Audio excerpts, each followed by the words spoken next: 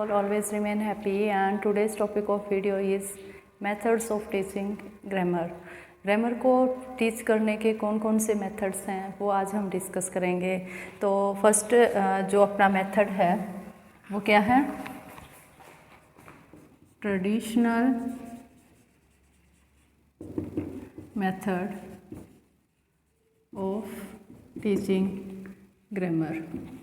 Second है अपना informal method of teaching grammar. और थर्ड वन अपना क्या है? इंसिडेंटल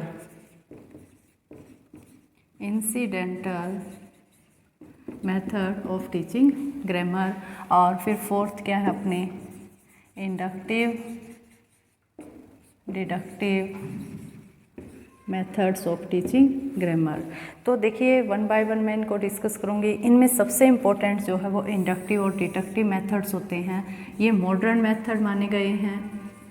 और सेकंड बात क्या है कि इसमें जो टीचिंग का जो रूल्स होता है, simple to complex, known to unknown, और ये जो है इंडक्टिव और डिडक्टिव जो है वो उसको फॉलो करते हैं। तो सबसे इम्पोर्टेंट माने गए हैं, सबसे बेस्ट माने जाते हैं ग्रामर को टीच करने में। तो वन बाय वन हम देखते हैं traditional method of teaching grammar. Traditional मतलब कि जो चलता आ रहा है। कैसे? बुक्स होंगी, बुक्स में से टीचर जो है वो टीच करेगा और जो ग्रामर आती रहेगी उसी को वो एक्सप्लेन करेगा। जो बेसिक है, चाहे उसका बेसिक क्लियर है बच्चे का या नहीं है, उसकी तरफ टीचर का कोई ध्यान नहीं होगा। For example, if I am teaching in the 10th class and the basic of the student is not properly taught in the 9th class, then how I can teach them the grammar of the 10th? First of all, I have to manage the basic of the lower classes, and then the student or the taught will be able to read the or learn the grammar of the higher class of the 10th। तो ये ऐसा जो aspect है वो traditional method में कुछ भी नहीं होता। यही इसकी एक मुख्य जो है वो आप कमी बोल सकते हो, डिमेरिट्स बोल सकते हो। और मेरिट इसकी क्या है कि सामने बुक होगी, टीचर जो है वो बुक में से देखेगा, जो टॉपिक्स उनके होंगे वही वो क्लियर करवाएगा। बेसिक जो है वो बच्चे का अगर पहले जो लोअर क्लासेज हैं उसमें अच्छा है तो अच्छी बात है, अदरवाइज टीचर जो है वो उस पर ज़्यादा एफर्ट नहीं करेगा। और दूसरा इसकी डिमेरिट्स क्या है कि ये जो है वो बच्चे का जो अंडरस्टैंडेबल पावर है या उसकी अंडरस्टैंडिंग पावर है उसको स्टेबल नहीं कर पाएगा, उसको परमानेंट नहीं कर पाएगा। Next one is the informal method of the teaching grammar. और ये किस पे डिपेंड करता है? ये डिपेंड करता है अपने यूजेज पे, यूजेज ऑफ लैंग्वेज।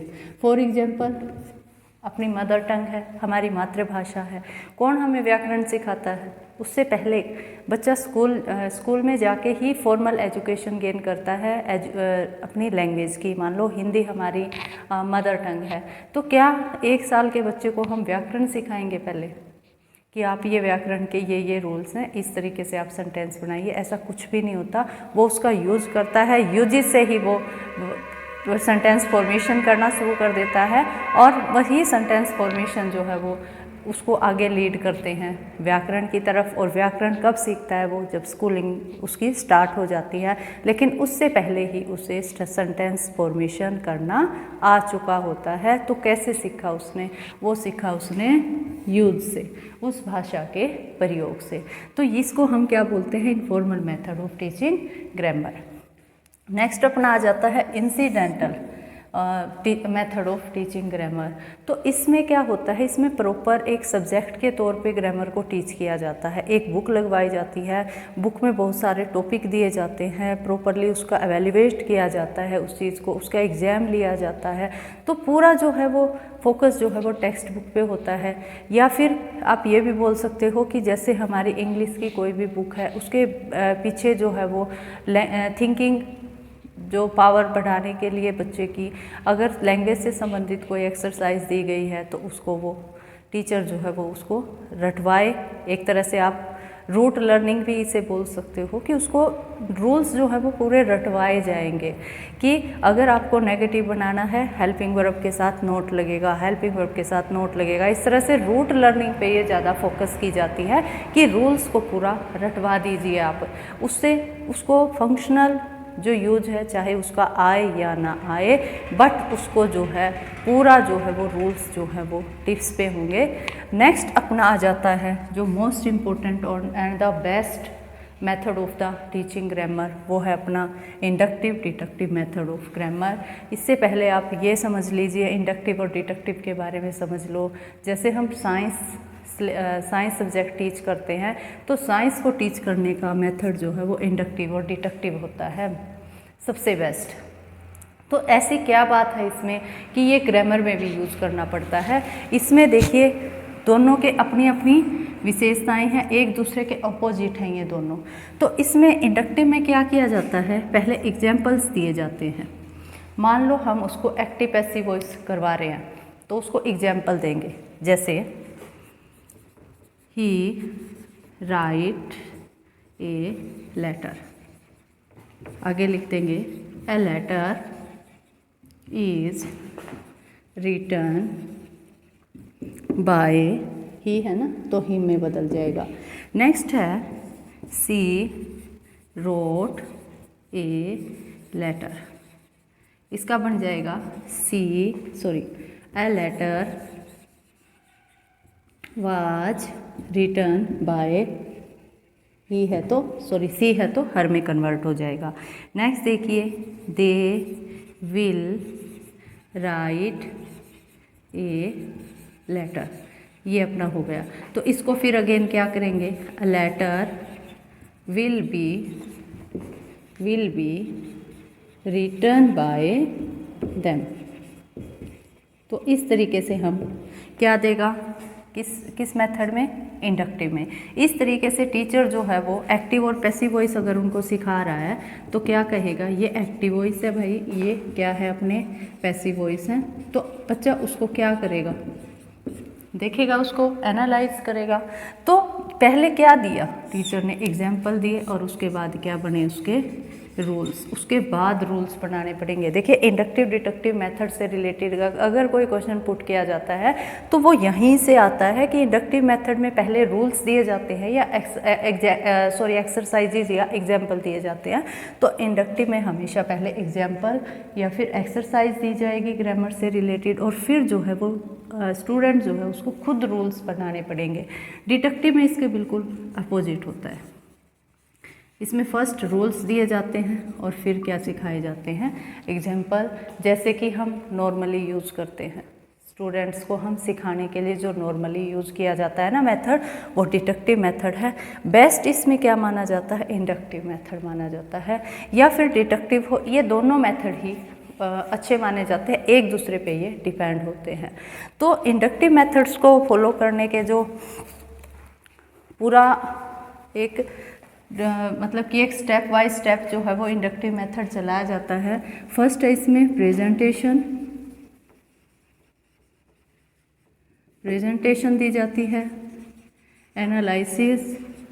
एनालाइज करेगा वो उसको, फिर जनरलाइजेशन किया जाता है उस चीज़ का। जर्नलाइजेशन के बाद जो हैं वो रूल्स बनते हैं और फिर उन रूल्स को वेरीफाई किया जाता है, वेरिफिकेशन की जाती है। तो ये स्टेप्स कैसे हुए, फर्स्ट है प्रेजेंटेशन में टीचर क्या है कि उसको क्या देगा, बच्चों को एग्जाम्पल्स देगा, जैसे मैंने यहाँ पे दिए हैं। ये क्या है, फर्स्ट स्टेप है ये, giving example is the first step of the inductive method. Second में क्या है, एनालाइज करेगा, स्टूडेंट जो है वो उसको एनालाइज करेगा, विश्लेषण करेगा, देखेगा कि हर एक में जो है वो ए लेटर, जैसे इसी में देख लो ए लेटर ये आगे आ गया, हर सेंटेंस में आगे आया हुआ है ना ये। तो ये क्या था, इस सेंटेंस का ऑब्जेक्ट था, देखिए ऑब्जेक्ट था ना, तो इट्स मीन क्या लेके आए हम आगे, ऑब्जेक्ट लेके आए, फिर ऐसे एनालाइज करेगा उसको।